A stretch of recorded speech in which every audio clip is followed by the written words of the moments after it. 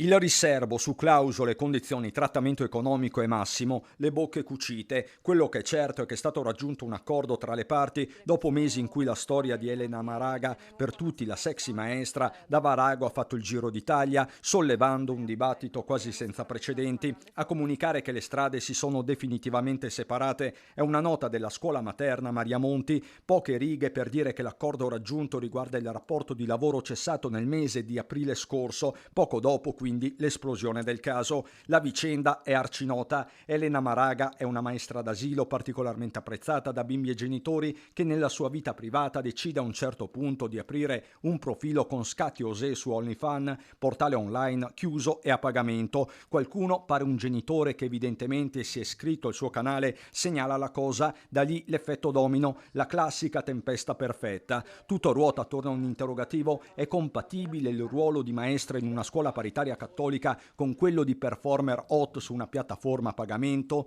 Mentre l'Italia si divide, non senza picchi di finto moralismo, la partita riguarda il rapporto di lavoro. Maraga da un lato, la scuola di Varago dall'altro. Il braccio di ferro dura mesi, alla fine l'epilogo di questi giorni, con l'ente parrocchiale che ribadisce di non aver mai rilasciato alcuna dichiarazione in merito alla vicenda, né alcun commento che possa aver messo in discussione l'operato della signora Maraga all'interno dell'istituto scolastico. L'avvocato della scuola, Lucia Riedi, non vuole aggiungere altro. La stessa Maraga fa sapere che non intende rilasciare dichiarazioni a riguardo. D'ora in poi per me è chiusa qui l'unico commento. Caso davvero chiuso? Dal punto di vista giuslavoristico pare proprio di sì, ma della sexy maestra che in questi mesi ha accumulato decine di migliaia di follower si continuerà sicuramente a parlare.